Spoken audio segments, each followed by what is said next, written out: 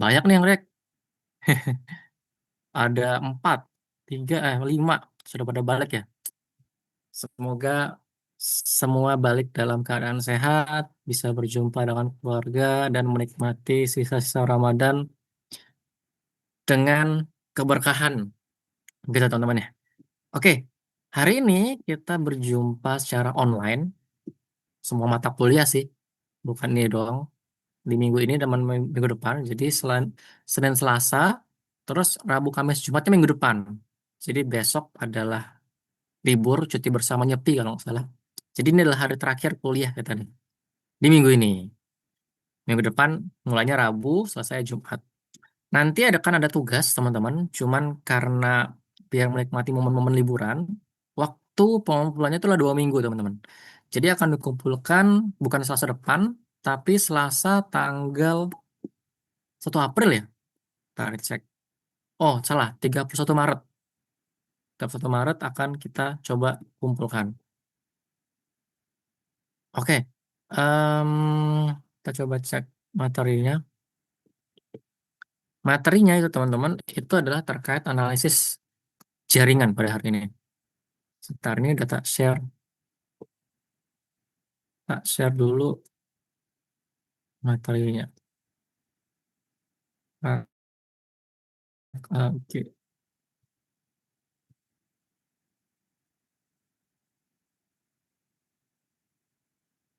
Mm-mm.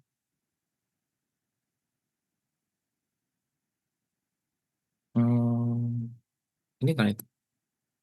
Oke, semoga sudah terlihat. Jadi teman-teman, pada hari ini kita akan melanjutkan materi kita ke pembahasan atau topik yang lain dari analisis geospasial ya, analisis jaringan. Kalau di minggu lalu teman-teman kita sudah mempelajari terkait analisis hidrologi, di mana dalam praktiknya kita menggunakan 3 tools, yakni ada flow direction. Flow direction ini teman-teman peroleh nih dari kemarin toolsnya itu removal sink dari Wang and Liu. Kemudian kedua teman-teman mencoba nama itu flow accumulation. Jadi kalau flow direction itu adalah arah arah dari pergerakan hidrologinya, flow accumulation adalah akumulasi dari arah-arah tersebut. Jadi kalau misalnya sebuah pixel itu kan punya elevasi tertentu ya, dia mengarah kemana itu mengarah ke yang lebih rendah. Dan semakin banyak yang mengarah ke satu titik tertentu, maka dia akan terakumulasi menjadi sebuah genangan seperti itu.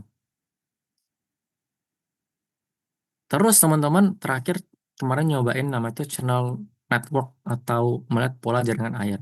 Nah ini adalah contoh penerapan atau aplikasi dari terrain dalam geospasial. Nah, di sini kita akan moving ke materi yang lain. Semoga laporan yang ini sudah selesai karena kalau nggak salah deadline-nya nanti malam. Jadi ya teman-teman kalau yang belum bisa segera mengerjakan. Ingat pesan dari Mbak Rachel minggu lalu, teman-teman perlu melakukan layouting dari eh, empat, eh tiga hasil ini. Ya perlu dilakukan layouting gitu. Nah, terus teman-teman, di minggu ini kita akan moving ke analisis yang lain, yakni analisis jaringan namanya, atau network analysis. Dalam prakteknya, kita juga akan melakukan yang namanya itu service area analysis. Nanti akan saya sampaikan secara sekilas terkait teorinya, bisa teman-teman baca aja. Jadi kalau praktikum online itu nggak efektif kalau terlalu lama, teman-teman. Maksimum 40 menit lah. Karena nanti teman-teman bosan dan ya pasti pada meninggalkan eh di depan layar tuh nggak bisa terlalu lama gitu lah. Jadi nanti materinya singkat, nanti juga didemokan juga oleh Mbak Vina sama Mbak Rachel cara mengerjakan prakteknya secara garis besar. Teman-teman sudah ada modulnya juga, jadi tinggal menjawab dan mengikuti. Dan silakan nanti mencoba mengikuti. Kalau misalnya nggak sempat mengikuti sekarang, ya bisa mengikuti nanti, karena ini kalau online itu kelemahannya kami nggak bisa mantau kalian dalam prakteknya. Cuman kalian sudah dapat langsung rekamannya. BTW ini aku nggak ngerekam, walaupun tulisannya ini kayaknya record, ya kan? Cuman mungkin teman-teman perlu minta ke pengajaran deh cara ngerekamnya. Lebih aman kalau teman-teman ngerekam sendiri atau minta minta siapa gitu rekamin gitu. Oke, teman-teman. Oke, analisis jaringan. Analisis jaringan, teman-teman, itu pada intinya adalah kita melakukan proses analisis untuk menentukan satu rute. Rute ini bisa rute tercepat, rute terpendek, dengan memanfaatkan jaringan transportasi pada dasarnya. Nah, analisis ini banyak digunakan di berbagai hal, utamanya dalam kaitan transportasi, baik perhubungan. Contoh dalam teman-teman melakukan navigasi nih, ketika kemarin balik mudik. Nah, navigasi dari suatu tempat, misalnya Jogja, balik ke kampung halaman menggunakan Google Maps atau Google Earth. Nah, Google itu punya algoritma sendiri untuk menentukan rute. Rutenya itu bisa rute yang paling murah, rute paling cepat, rute paling singkat, rute paling pendek. Masing-masing memiliki kelebihan kekurangannya masing-masing. Jadi, bagaimana cara Google menentukan ini adalah rute paling efektif loh, rute paling efisien loh.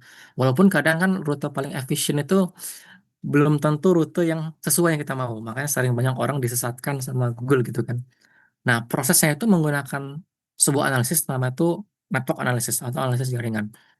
Nah, dalam perkembangannya, algoritma untuk analisis jaringan itu banyak teman-teman. Nanti bakal ada contohnya. Algoritma salah satu adalah algoritma Dijkstra. Kemudian ada lagi algoritma yang dipakai oleh Google itu adalah algoritma Astar. Ini dipakai oleh Google. Dan algoritma-algoritma lain itu banyak. Nah, algoritma-algoritma inilah yang kemudian dikembangkan dan digunakan secara terus-menerus sampai saat ini. Termasuk ketika teman-teman order GoFood, Gojek, Grab, lain-lain sebagainya itu kan menggunakan tools-tools analisis jaringan untuk menentukan rute. Mana yang paling cepat ke rumah teman-teman semua. Dalam perkembangannya, analisis jaringan itu awalnya dibuat berdasarkan ini teman-teman. Teori graf, teori grafik, teori graf. Jadi teori graf tuh pada dasarnya kayak gini. Ada orang, iseng lah penemu atau ilmuwan gitu kan. Dia itu berada di kota Königsberg. Dan dia itu mau ngantar paket kalau nggak salah. Biasa, ini gosen zaman dulu lah. Gosen tahun 60-an gitu lah. Dan gos proses alur itu dia tuh perlu melewati jembatan-jembatan ini. Satu, dua, tiga, empat, lima, enam, tujuh. Itu maksimal satu kali. Sedangkan dia tuh harus ke ini yang pesan ada pesan makanan lah, pesan baju lah, macam-macam. Dia harus muterin area-area ini, tapi maksimal hanya boleh dilakukan satu kali. Nah, dia tuh mikir, gimana caranya tuh biar satu efisien teman-teman.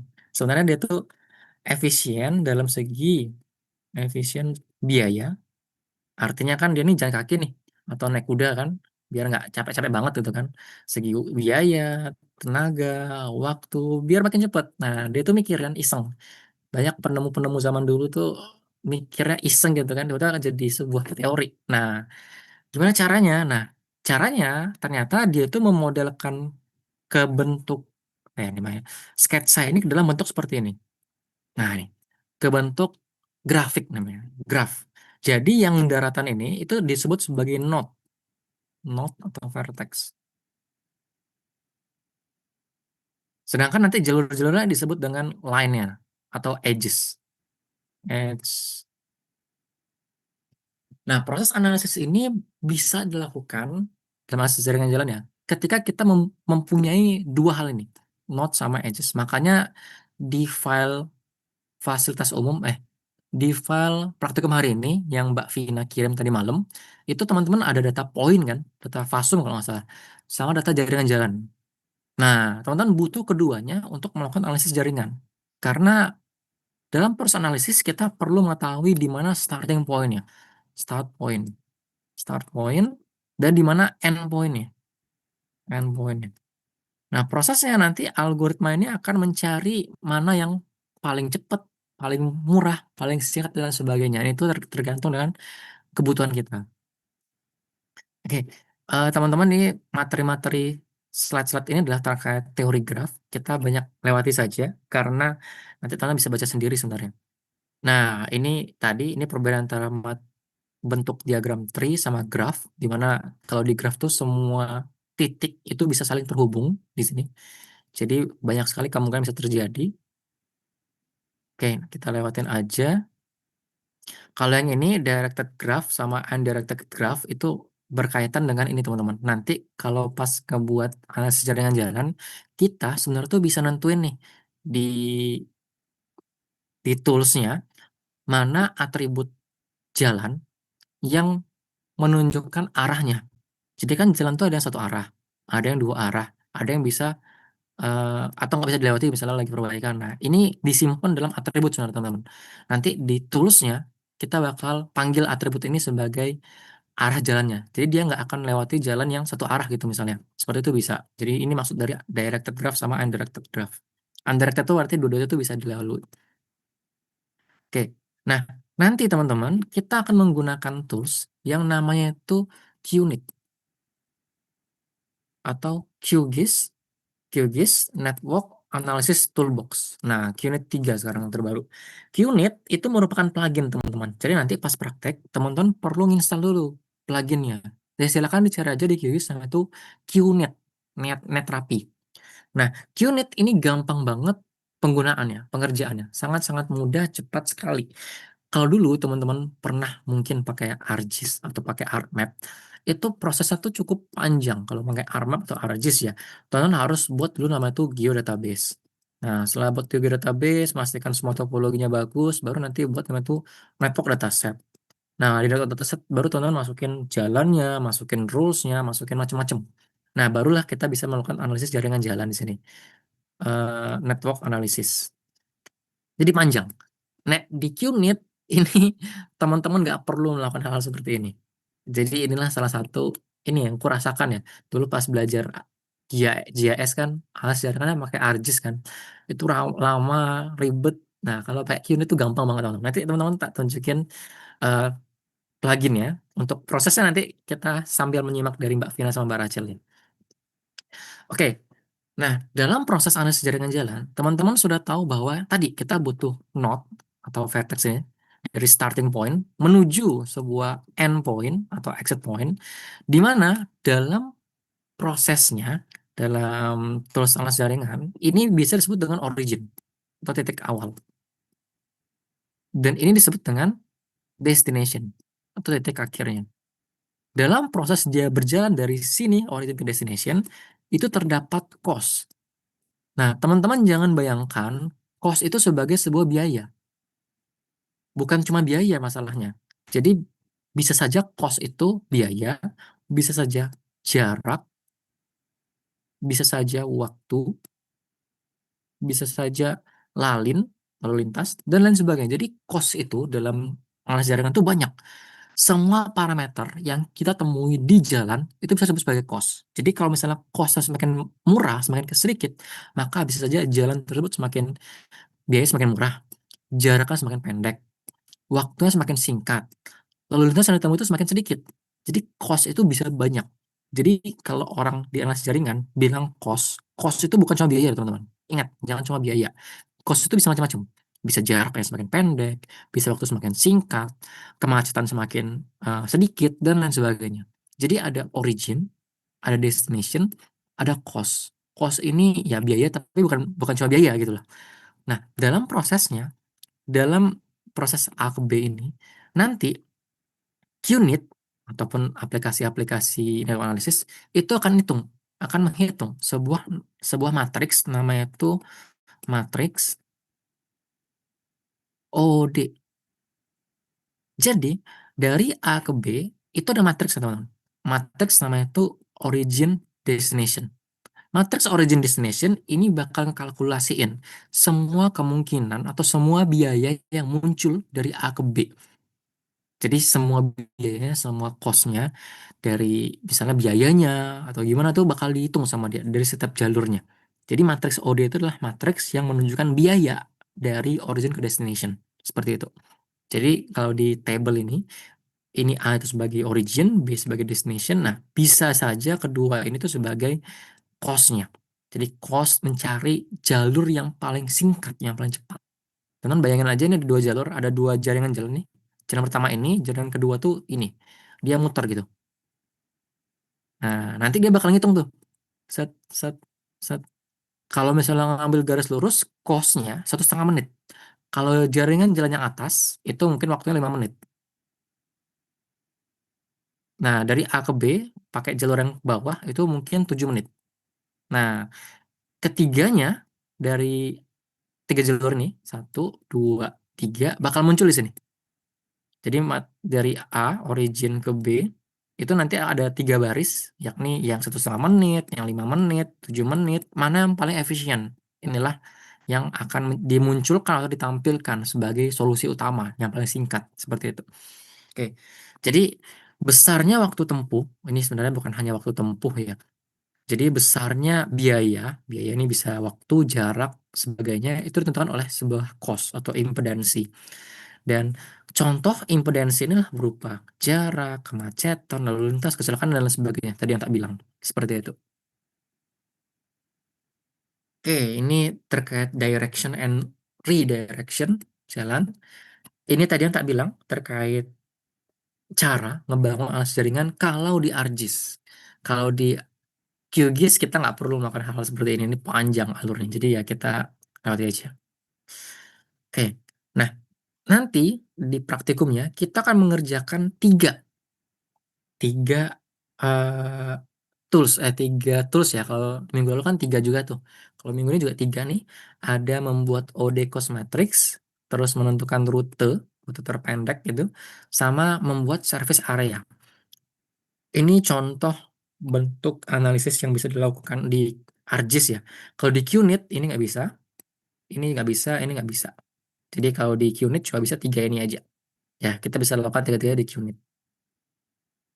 Oke, nah, dalam penentuan rute, teman-teman, nanti di tulisnya QNIT ada pertanyaan untuk menentukan rute terpendek sama rute tercepat. Karena terpendek belum tentu tercepat, teman-teman. Jadi tadi, cost itu menentukan banget. Biasanya jalan yang pendek itu kan yang apa ya, memiliki garis garis geodesis terpendek gitu kalau di SRG. Nah, bisa saja jarak terpendek itu belum tentu tercepat karena terpendek ini mungkin punya kemacetan, mungkin aja bisa aja lampu merahnya banyak dan sebagainya. Jadi dalam penentuan rute nanti di QNet itu ada opsi teman-teman. Ada yang shortest, jalur terpendek, ada yang fastest. Nanti ada di QNet itu ada opsinya. Karena belum tentu yang tercepat itu terpendek juga. Tapi biasanya sih kedua itu sama biasanya, tapi belum tentu yang terpendek itu tercepat atau yang tercepat itu terpendek. Jadi ya keduanya itu kalian lihat ya di gambar ini sama-sama dari originnya dari satu di bawah nih ke nomor dua itu titiknya sama nggak ada bedanya, cuman jalurnya beda jauh gitu kan, kelihatan bedanya. Kalau yang kiri ini berdasarkan waktu terpendek, kalau yang ini berdasarkan jarak waktu tercepat, cuma jarak terpendek. Itu beda. Nah, grafik ini keduanya cuma pengen nunjukin aja teman-teman. Kalau belum tentu yang tercepat tuh terpendek jalurnya. Karena bisa aja beda gitu. Oke, Dijkstra. Singkatnya gini teman-teman. Dijkstra itu ngekalkulasiin untuk setiap edges berapa biaya yang harus dikeluarkan. Contoh, saya mau moving dari titik satunya mana nih? 4, 5, 6, 3, 2, 1 nih. Saya mau moving dari titik atau vertex 1 ini ke titik nomor 25 ini. Saya mau moving origin di sini, destination ke sini. Oke, lihat ya. Nah, dalam proses movingnya itu saya bisa ngambil jalan ke kiri, ke sini, set, terus saya lurus misalnya gini, sama ke sini. Bisa ya? Bisa. Nah, ada juga jalur kedua lewat sini saya. Ke sini, terus ke sini, ke sini. Nah, dari dua jalur ini mana yang paling efektif, teman-teman? Teman-teman tinggal jumlahin yang di sini nih. Nah, mouse-nya kok bilang. Nah, ini. Kalau saya ngambil jalan ke kiri, ini cost-nya, cost, cost 1, cost ke kiri ya, itu adalah 5, 5 plus 2 plus seterusnya sampai saya ngeplusin ini jalur dua arah nih, 4. Nah, saran berapa? Nah, ini jalur satu. Kalau jalur kedua, yang kanan, saya perlu ngejumlahin juga cos 2, 10 plus 5 plus nah sama 4. Dari dua jalur ini, Dijkstra bakal nyari mana yang paling kecil. Nah, itulah yang paling murah atau paling efisien dari segi waktu. Jadi kalau Dijkstra itu dia mengkalkulasiin di setiap edges, di setiap ini apa jalan, berapa biayanya. Nanti biaya ini akan muncul di namanya itu OD cost matrix. Jadi matriks yang menunjukkan biaya atau cost dari origin ke destination. Oke, ini sama. Nah, service area. Terakhir nih, terakhir. Service area, teman-teman. Nanti kita akan melakukan service area itu adalah area layanan. Area layanan. Kalau di unit, ini disebut juga dengan ISO area. Jadi jangan bingung, kalau di unit nyebut itu ISO area. Cuman kalau di kita tuh biasa disebut service area atau area layanan. Nah, service area ini nanti menjabarkan atau menganalisis berapa jarak terpendek atau berapa waktu yang bisa dicapai sebuah titik. Jadi misal, teman-teman punya sebuah rumah sakit di sini. Dalam waktu 5 menit, 10 menit, 15 menit, mana area yang bisa dijangkau? Nih, find area dalam waktu 10 menit perjalanan dari sebuah fasilitas. Nah, teman-teman bisa juga ini diganti dengan jarak. Misalnya, dalam cakupan 500 meter, 1 kilo, 2 kilo, mana saja bangunan yang bisa dijangkau rumah sakit. Nah, perbedaan service area sama buffer, kalau buffer teman-teman, dia itu tidak peduli sama jaringan jalan. Jadi teman buat kayak gini kan, titik. Terus, kalau buffer itu dia tinggal ngebuat seperti ini. Multiring buffer ya, tadi 500 meter, 1 kilo, 2 kilo, kayak gini. Jadi nggak peduli sama jaringan jalannya. Kalau ISO area atau service area analysis, dia mempertimbangkan jalan. Jadi misal di sini nih, saya beri warna yang lain. Kan ada banyak jalan tuh. 500 meternya mungkin nggak sampai sini. Karena perjalanan, mungkin ini, jalan ini, ke sini, ke sini tuh udah 500 meter nih. Jadi nanti bentuk kayak gini. Set. Ya, persis kayak digambar nih, kayak gini. Karena dia itu mempertimbangkan jalan. Jadi jalannya belok ke sini, misalnya sudah 100 meter. Terus belok ke kiri nih, belok ke kiri. 100 meter lagi. Terus agak miring nih, 100 meter lagi. Jadi dia tuh nggak pas kayak buffer. Buffer kan tarik garis lurus, nggak peduli sama jalan, terus buat gini. Kalau jalan, dia kan nggak lurus semua kan, pasti ada belok-beloknya kan. Nah, setiap panjang jalan tuh dihitung. Nah, itulah bedanya service area sama eh, buffer. Maka teman-teman kalau melihat area cakupan, area layanan selalu gunakan service area ya, jangan gunakan buffer seperti itu. Ya, itu kayaknya, nah ini tadi tak bilang, cakupan titik ini terhadap 5 menit, 10 menit, sama 15 menit jangkauan. Kayaknya udah habis. Ini OD Cost Matrix. Nanti bentuknya kayak gini. Kalau di QGIS nanti bentuknya kayak gini nih. Bentar. Nah, sorry. Nanti di QGIS, teman-teman, ketika melakukan OD Cost Matrix, teman-teman akan menemukan 6 atribut ini. Ada ID origin, jadi titik ini ada ID-nya. Ada ID destination, yang ini. Ada entry cost sama exit cost. Itu artinya adalah ini. Teman-teman, kan titiknya ini, titik origin sama destination, tuh kan nggak pas di jalan kayak gini. Pas itu agak ada offset gitulah dari jalan, misalnya di sini nih. Nah, proses titik ini menuju jalan terdekat, itu namanya tuh cost, entry cost, atau exit cost, tergantung destination. Nah, ketika sudah sampai sini, ini namanya entry cost, baru dia moving ke sini. Set. Nah, ini cost yang timbul akibat jaringan jalan inilah baru network cost yang ini. Nah, ini. Baru nanti ada total cost. Total cost itu adalah entry cost ini plus network cost plus exit cost. Dari caralah yang total cost yang paling rendah. Seperti itu. Jadi antara network cost 1, network cost 2, network cost 3 mungkin kayak gini. Mana yang paling murah? Nanti ketiga-tiganya nih muncul semua pokoknya di OD Cost Matrix.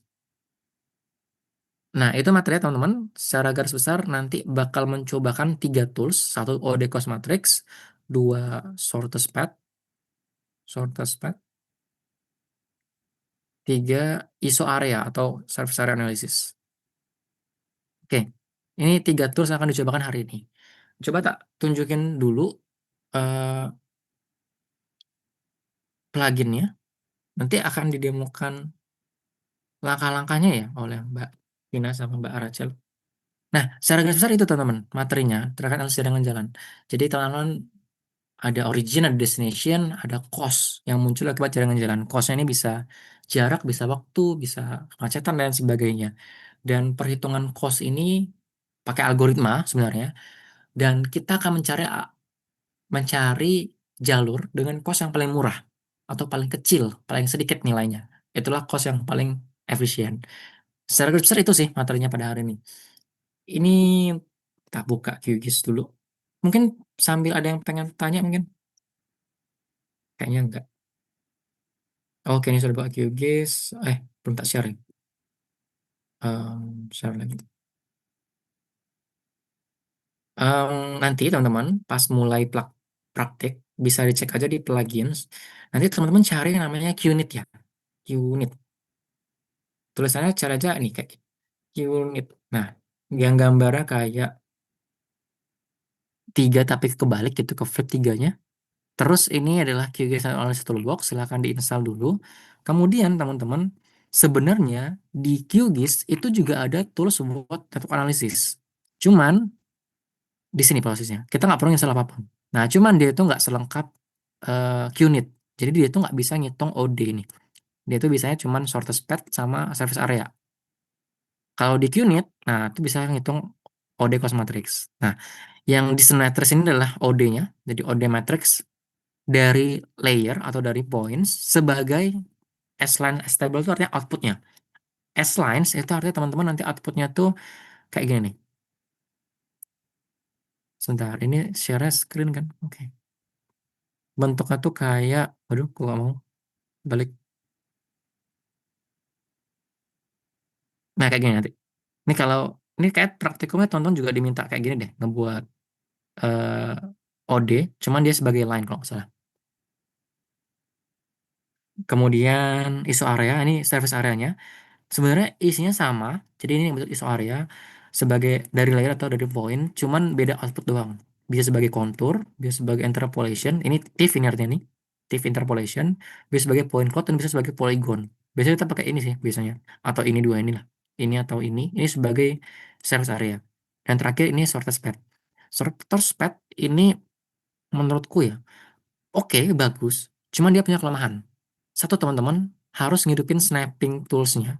Jadi dia tuh starting point sama end point itu nggak bisa dari layer gitu loh. Aku tuh ngarepin ya, start point tuh kita milih dulu satu titik gitu kan. Terus nanti di sini muncul selected features only. Ternyata nggak bisa. Jadi starting point itu teman-teman caranya nanti tinggal klik yang ini. Nanti dia interaktif tuh. Mana titik fasum yang mau kita eh, sebagai tunjuk sebagai starting point. Kita hidupkan snapping, baru kita nge-snap ke titik tersebut. Set. Nah, nanti muncul di sini dia. Baru nanti endpointnya kemana gitu. Set gitu seperti itu. Baru ya udah deh, tonton tinggal pilih jaringan jalannya dan pilih ini kriterianya. Kriterianya tadi yang tak bilang, ada dua nih. Ada shortest, dia berdasar jarak, ada fastest berdasarkan waktu. Di bawah ini adalah parameternya. Ini tadi yang tak bilang, ini parameter atribut untuk arah jalan, kalau misalnya ada. Kemudian ini adalah parameter untuk kecepatan jalan. Jadi, jalan itu punya kecepatan beda-beda. Jalan nasional misalnya, punya kecepatan lebih tinggi. Tenan bisa ngebut di jalan nasional tuh boleh, misalnya 60 km per jam. Kalau jalan lokal, jalan lingkungan, itu biasanya kecepatannya tuh rendah, misalnya 10 km per jam dan sebagainya. Jadi beda-beda tiap jalan itu, kecepatan jalannya. Bisa diatur di sini. Oke, kayaknya itu aja materinya. Sudah cukup panjang ini. Kita lihat prakteknya dulu teman-teman ya, biar teman-teman paham apa yang harus dikerjakan. Baru kita tutup. Mungkin itu teman-teman, kita bisa langsung ke ini ya, ke prakteknya dari Mbak Vina atau Mbak Rachel, monggo.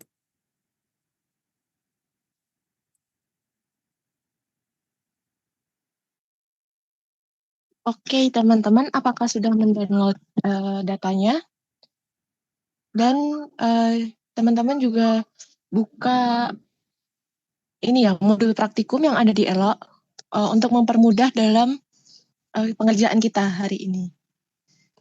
Jadi yang pertama teman-teman buka dulu modul praktikumnya, kemudian kita akan melaksanakan praktikum untuk mencari shortest route, terus tadi service area, sama OD Cosmetics.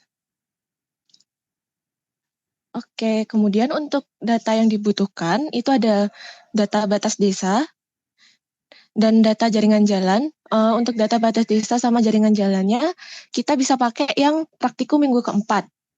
Terus untuk data fasilitas umum, data titik lokasi, dan data raster populasinya di-download dari yang di drive minggu ke-6. Oke, teman-teman bisa masukkan dulu semua data. Jadi ada 5 data, teman-teman masukkan ke QGIS dulu ya.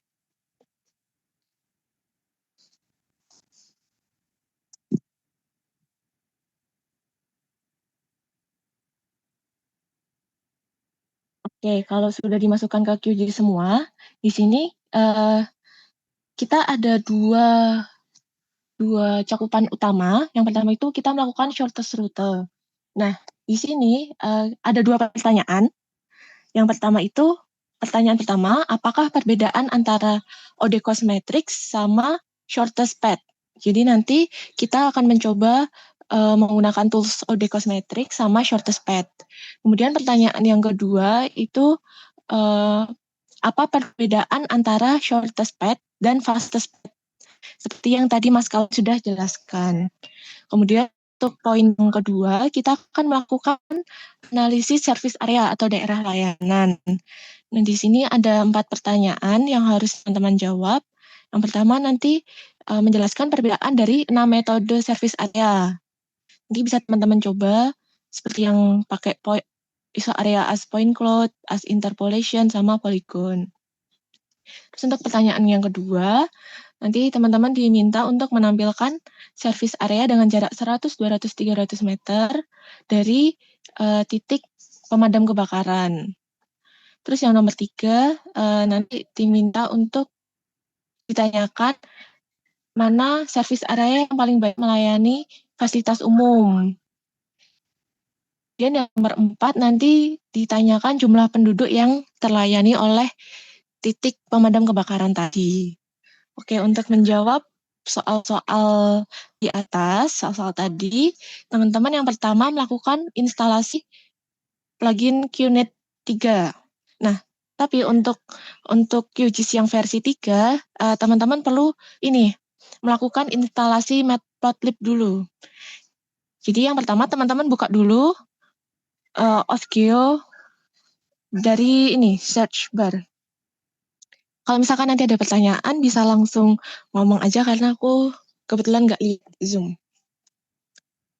Oke, di pencarian di laptop ini, teman-teman ketik aja Osgeo, terus di open.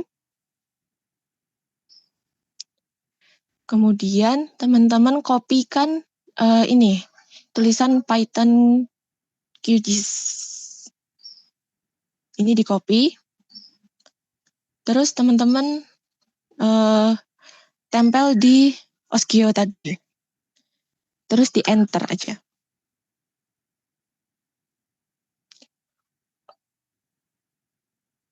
Nanti kalau misalkan teman-teman sudah sukses berhasil menginstal Matplotlib-nya, nanti udah ada tulisan successfully install. Oke, untuk install dari Matplotlib ini aku tunggu sampai 8.20.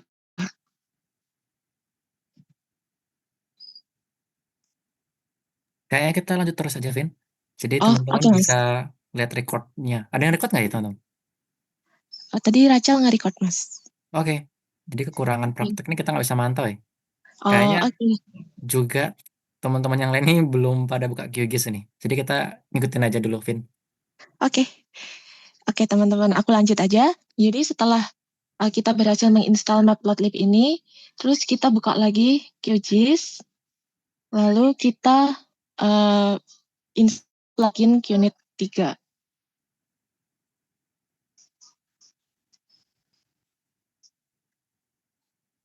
Ini teman-teman bisa ketik QNet 3, terus teman-teman install seperti biasa. Oke, pastikan sudah tercentang dari pluginnya ya, teman-teman. Kalau sudah, kita close. Lalu untuk tahapan yang pertama, kita akan melakukan shortest route. Itu kita memakai OD Matrix dulu ya, yang pertama.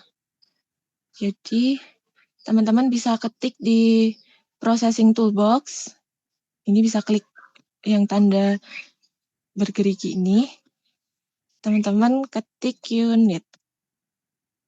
Nah, di sini kita pakai tools yang OD Matrix from layer as line.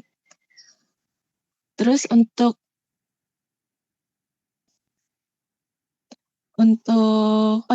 Sebelumnya kita pilih dulu layer pasar dari fasilitas umum. Jadi, klik kanan fasilitas umum, open attribute tabel, lalu kita pilih yang select feature. Kita akan ambil yang bagian pasar tradisional saja. Kita klik di field and value, terus kita klik fungsi, karena pasar itu ada di kolom fungsi. Fungsi sama dengan, terus kita klik all unique values, terus kita pilih yang pasar tradisional. Oke, kalau sudah seperti ini, kita select. Nah, di sini sudah terseleksi 20 fitur dari pasar tradisional, lalu kita silang, terus klik kanan lagi, export, lalu save selected feature. Kita simpan, namanya pasar tradisional Sleman, lalu pastikan CRS-nya pakai yang 32749. Lalu oke. Nah, ini sudah terpilih pasar tradisional. Selanjutnya kita pakai OD matrix tadi. Terus untuk network layer-nya kita pakai yang jaringan jalan. Kita pakai dari pasar tradisional karena di modul ini itu kita diminta untuk mencari ini jalur terpendek menuju mana tadi? Pertanyaan pertama, mencari counter pemadaman terdekat dari pasar tradisional. Jadi untuk from point-nya kita pakai yang pasar, terus unique point ID-nya kita pakai nama aja biar bisa diidentifikasi.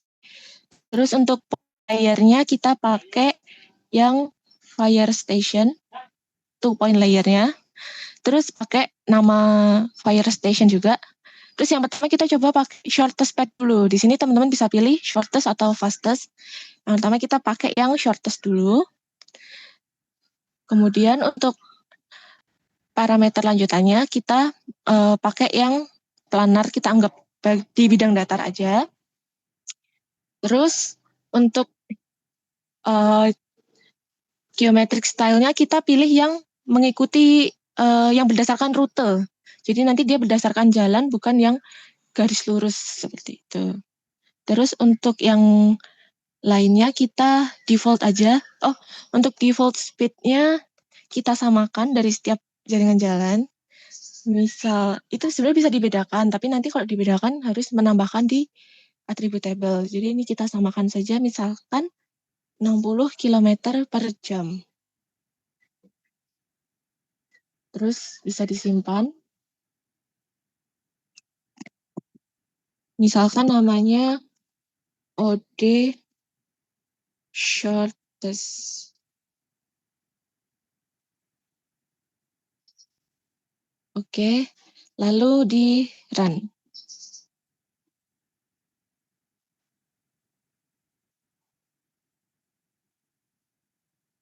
Nah, setelah itu langsung saja teman-teman klik parameter lagi. Dan di sini teman-teman langsung ganti pakai yang fastest. Ini untuk menjawab soal nomor 2 ya teman-teman. Apakah perbedaan dari shortest dan fastest? Ini kita ganti fastest. Untuk parameter lain itu sama. Terus outputnya kita simpan lagi. Namanya OD fastest. Oke, kita save. Lalu run juga.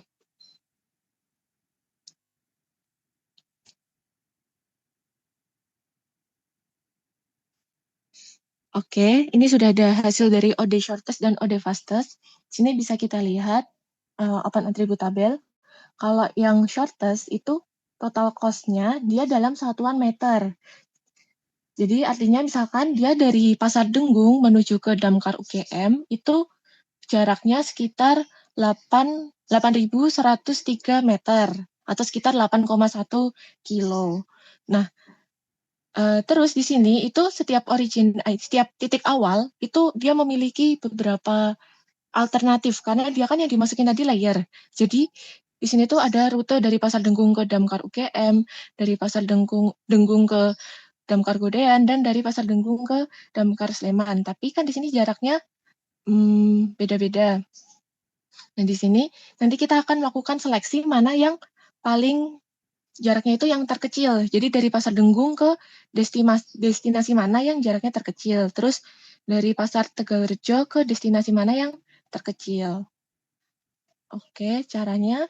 Oh, terus kalau yang fastest, kita lihat dulu kalau yang fastest, itu dia hasilnya dalam satuan detik. Jadi berarti dia kalau dari Pasar Dengung ke Damkar UGM, dia itu biaya atau tadi waktu perjalanannya itu sekitar 481 detik. Seperti itu.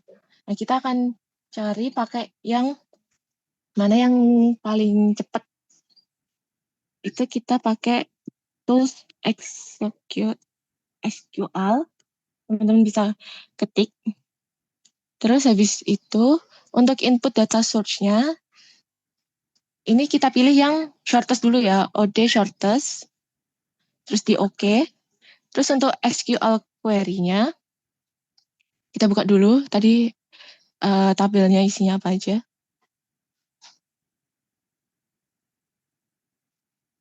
Nah, ini kita tulis select origin ID. Ini kita pilih apa saja yang mau kita tampilkan.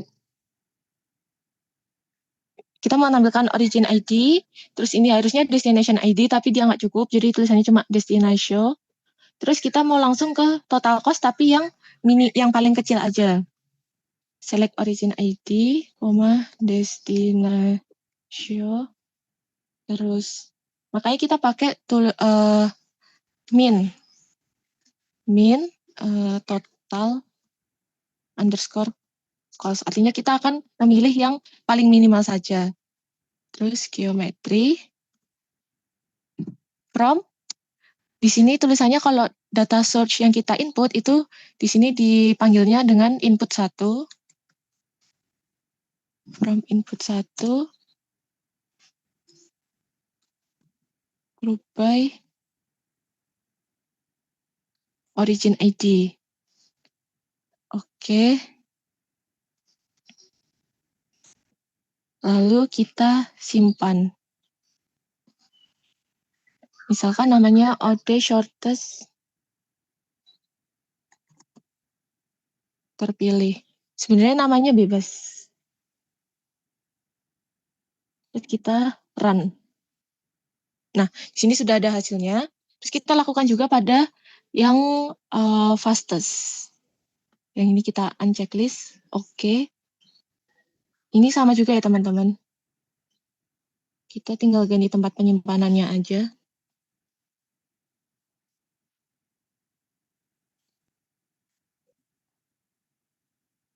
Oh, dia fastest terpilih. Terus kita run. Oke, terus kita close. Nah, di sini kita coba buka. Kita coba yang shortest aja. Kita open attribute. Nah, di sini udah terpilih hanya satu alternatif saja. Kalau tadi kan ada 3 ya, karena menuju ke 3 titik. Nah, kalau sekarang ke titik yang terdekat aja. Jadi misalkan dari Pasar Mekar Swalayan itu terdekatnya adalah Damkar UGM dengan jarak 5.000 meter. Nah, ini bisa teman-teman bikin untuk jarak kilometer biar nanti mudah dalam mengolah data, dalam menganalisisnya.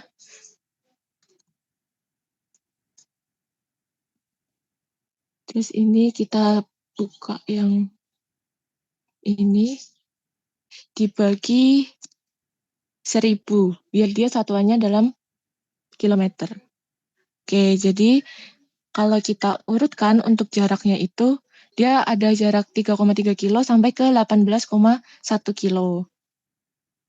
Ini untuk yang shortest. Untuk yang fastest, nanti teman-teman bisa ubah ini menjadi satuan menit. dengan dibagi 60 karena ini satuannya masih detik seperti itu. Kemudian selanjutnya itu untuk yang OD matrix. Nah, untuk selanjutnya kita coba pakai yang shortest path. Untuk yang shortest path sama kita tulis saja QNIT. Nah, kita pakai tools yang shortest path ini yang di bawah. Terus untuk network layernya kita selalu pakai yang layer Jalan Sleman. Terus, nah karena shortest path ini tuh antar titik satu ke titik tujuan, jadi kita pilih titik-titiknya. Nah, kita di sini pakai 5 titik awal aja. Nih, kita pakainya titik Pasar Balerante, Jogotirto, Cebongan, Pasar Desa, dan Pasar Setan. Nah, ini berarti kita tampilkan dulu ya. Untuk yang hasilnya ini kita matikan dulu. Kita hidupin yang pasar aja. Jalan juga dimatiin dulu aja. Untuk yang pasar, kita hidupkan labelnya.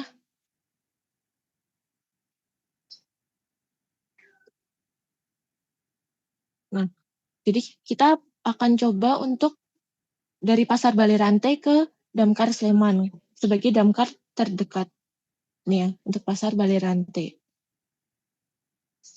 Nah, kita klik tadi shortest path, network layernya jaringan jalan.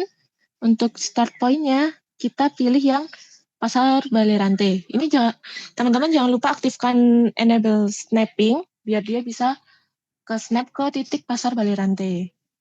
Oke, kita klik. Terus untuk endpoint-nya, kita pilih damkar terdekat. Nah, dari sini, dari Pasar Balerante, damkar terdekatnya itu damkar Sleman. Jadi kita pilih damkar Sleman. Terus untuk kriterianya kita pakai yang shortest dulu, coba. Sebenarnya sama, kalau shortest itu jarak, kalau fastest pakainya yang waktu. Terus untuk entry cost-nya kita pakai yang planar, direction field-nya nggak usah. Direction field ini sebenarnya untuk mengisi yang searah dua arah tadi. Terus sebenarnya kalau shortest, teman-teman nggak perlu mengisi default speed. Tapi kalau misalkan teman-teman nanti pakainya fastest, kita isi. Jadi untuk jaga-jaga kita isi aja 60 km per jam. Terus cek.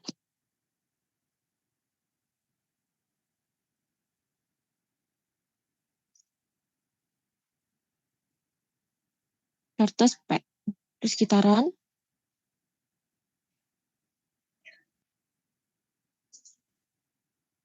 Nah, udah ada hasilnya. Terus kita ganti pakai yang fastest. Langsung saja biar cepat. Ini kita ganti tempat penyimpanannya.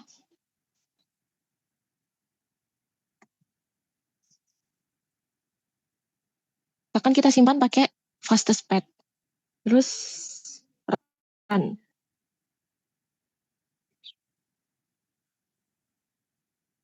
Nah, oke kita close. Coba kita buka di bagian shortest path. Harusnya nanti untuk penamaannya teman-teman tulis ya, misalkan shortest path Balerante ke Damkar Sleman kayak gitu. Nah, dia hasilnya seperti ini. Untuk total cost-nya dia masih dalam satuan meter juga. Oke, kita coba bandingkan hasil dari shortest path sama hasil dari OD matrix. Nah, ini untuk OD shortest. Kita buka dulu yang OD shortest terpilih tadi.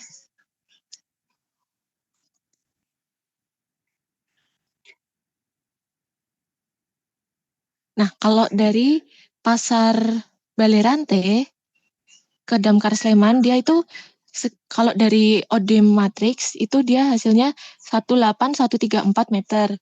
Terus untuk shortest dia juga hasilnya langsung 18134. Jadi hasilnya itu jaraknya sama. Cuman perbedaannya pada metodenya. Kalau OD itu dia pakai alternatif dulu semua, baru nanti kita pilih yang mana yang paling terdekat kayak gitu. Terdekat atau tercepat. Tapi kalau shortest dan fastest itu kita bisa langsung dapat satu hasilnya, tapi dia hanya bisa dari satu poin ke poin yang lain. Oke. Itu itu adalah langkah untuk menjawab untuk menjawab ini yang shortest route untuk soal yang awal. Selanjutnya kita akan melakukan analisis daerah layanan. Caranya juga pakai plugin QNet. Kita pakai yang ISO area. Yang ini ISO area. Nanti bisa teman-teman coba satu-satu ya untuk menjawab soal yang nomor 1 ini. Nah, di sini aku akan contohkan yang ISO area as polygon. From layer. Kita coba yang from layer dulu. Untuk jaringan jalannya, vektor layernya kita pakai yang Jalan Sleman. Start point-nya. Nah, kita kan akan melakukan service area dari kantor pemadam kebakaran. Berarti start point-nya kita pakai yang fire station. Terus unique point ID-nya pakai nama biar kita bisa tahu itu pemadam kebakaran mana kayak gitu. Terus untuk jaraknya kita pakai soal di nomor 2 aja. 100, 200, 300 meter. Kita di sini tulisnya yang paling besar karena di sini kebetulan intervalnya sama. Kita pakai yang 300 meter. Terus untuk intervalnya kita tulis 100. Jadi nanti dia akan menghasilkan 100, 200, dan 300. Untuk cell size interpolation clusternya default aja 10. Terus kita pilih yang shortest karena kita pakainya di sini jarak. Terus di sini kita pakai yang planar.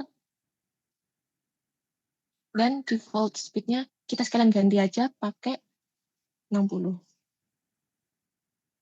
Terus untuk output polygon, kita save yang polygon aja lah. Kita save ISO polygon, misalkan tulisnya 300. ISO polygon 1 ya. Terus kita run.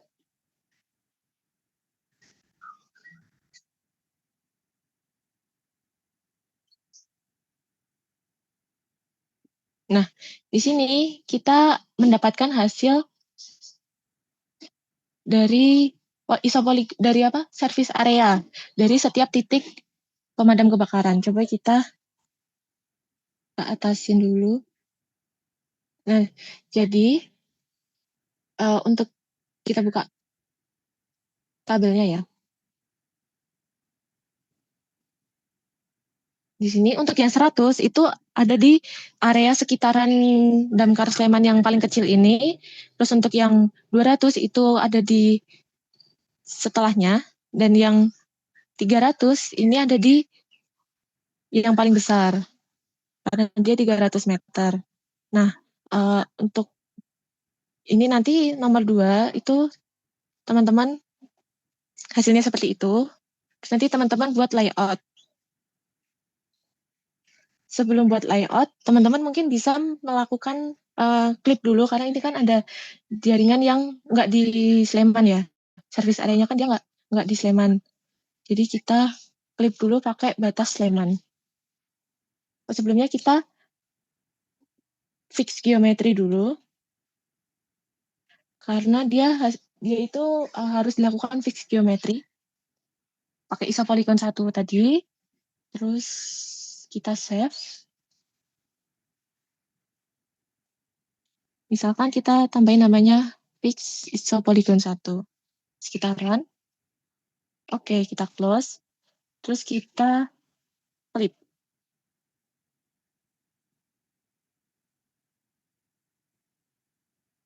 Fix ISO, terus untuk overlay-nya pakai yang Desa Sleman. Di sini kita namakan misalkan fix ISO polygon 1 Sleman. Terus di run. Nah, oke. Di sini udah ada hasil yang fix-nya. Nah, dia kan cuma melayani di area Sleman aja. Terus ini bisa teman-teman simbologikan, ubah simbologinya dulu. Misalkan pakai yang categorize, terus pakai yang cost level ya. Terus misalkan pakai warna hijau.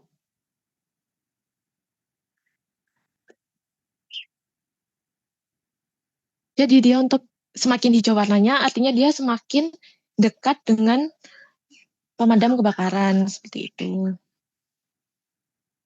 Nah, ini untuk yang nomor 2.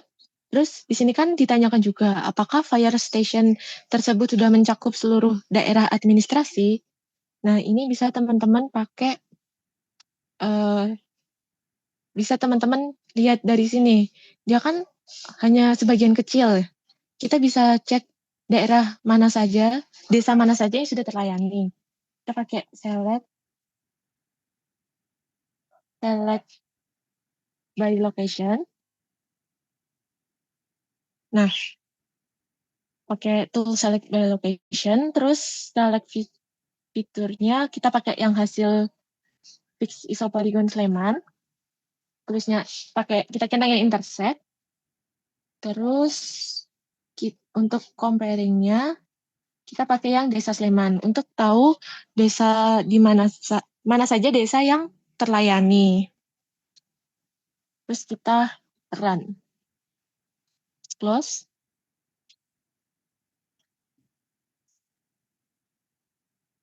Oh, mohon maaf terbalik teman-teman.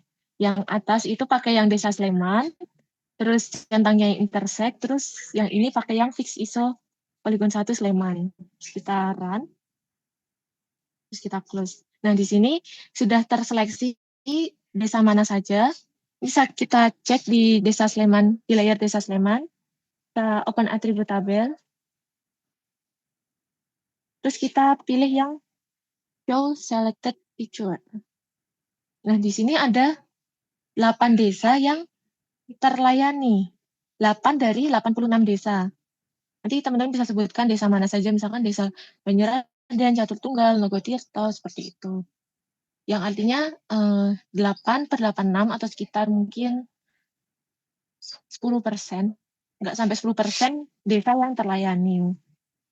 Atau teman-teman juga bisa pakai berdasarkan luas, berapa luasan yang terlayani. Nah, kalau di Desa Sleman, ini kan sudah ada atribut luas. Luas dalam kilometer.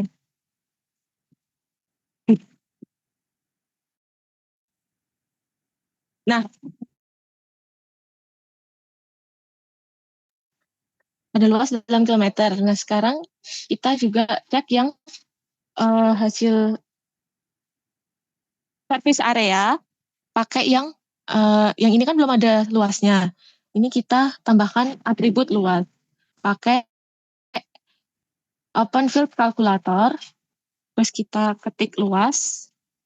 Kita pakainya yang desimal aja.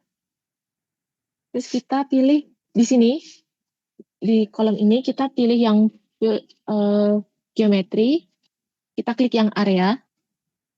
Nah, karena dia kalau kita klik area aja kan nanti hasilnya meter. Jadi kita bagi biar jadi kilometer. Berarti kita bagi 0,6. Biar dia kilometer persegi. Oke.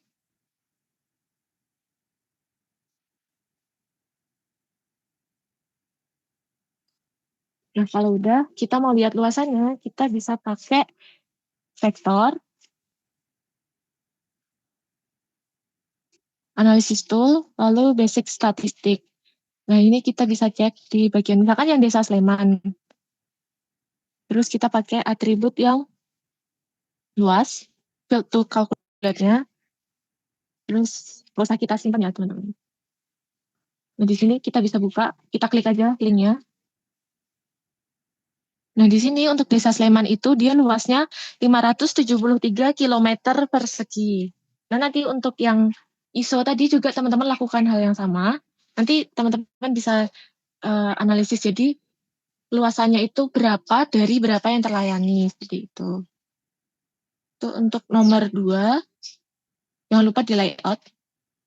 Kemudian untuk menjawab nomor 3, tunjukkan kelas service area mana yang paling banyak melayani fasilitas umum. Gunakan join attribute by location. Oke. Jadi kita akan menganalisis, ini kita hidupkan dulu yang layer fasilitas umum.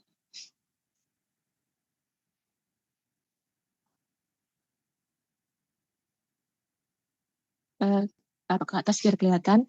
Nanti kita akan melihat fasilitas umum apa saja yang terlayani dari service area.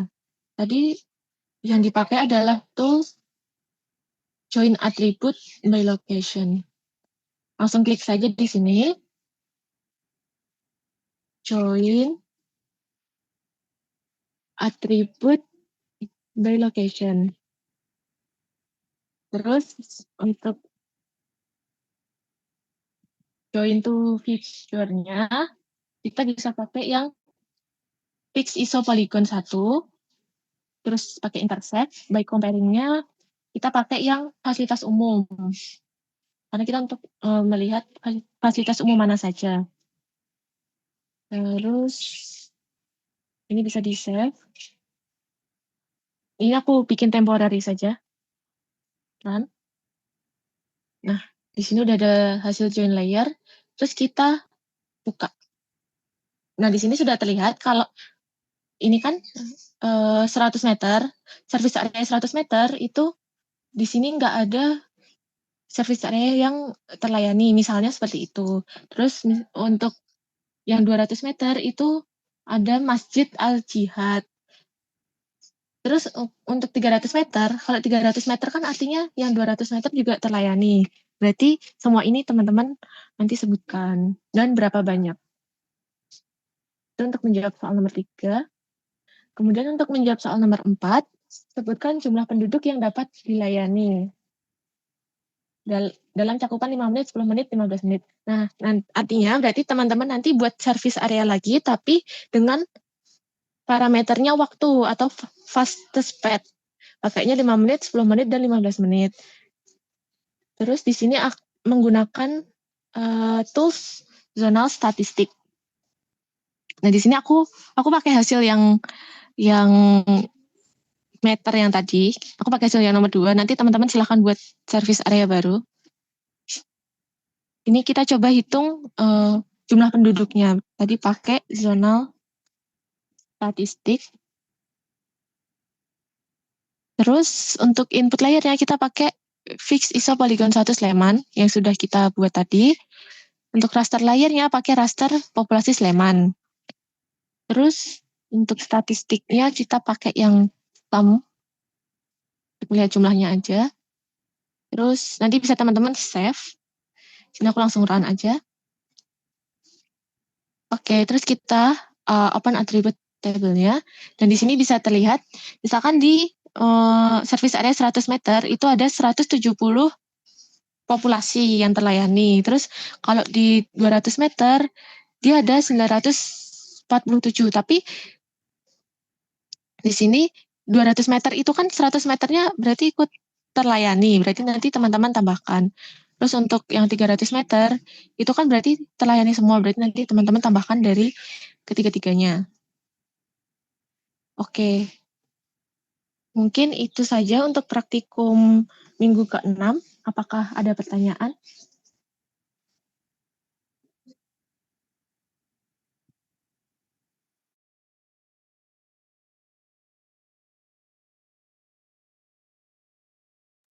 Kayaknya masih pada liatin dulu, Vin, karena mungkin nyobainnya nanti nih paling ini.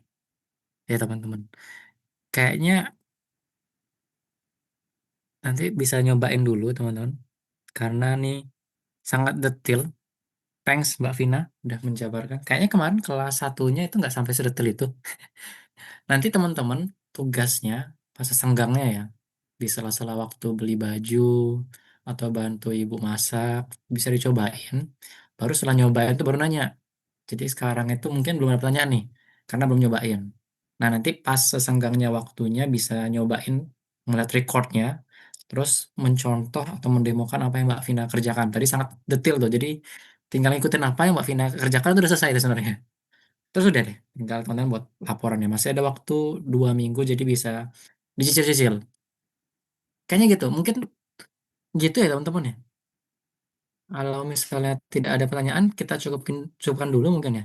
Dari Vina atau Rachel mungkin akan di-share. Kalau silakan ikutin. Mungkin belum ada pertanyaan karena belum nyobain nih. Kita juga nggak bisa pantau karena ini online. Sistemnya kalau online nih teman-teman simpan dulu recordnya baik-baik. Nanti kalau sudah ada recordnya, coba dikerjakan. Baru deh kalau misalnya ada pertanyaan bisa chat ke asdosnya atau bisa ke aku juga. Mungkin itu teman-teman. Kita cukupkan dulu pertemuan kita pada hari ini. Kita jumpa lagi hari Selasa, tanggal 31 Maret ya, minggu tujuhnya. Jadi masih 2 minggu lagi. Selasa depan libur, jangan lupa. Terima kasih teman-teman atas perhatian kehadirannya. Thanks Mbak Vina, Mbak Rachel juga sudah mendemonstrasikan. Tak akhiri, wassalamualaikum warahmatullahi wabarakatuh.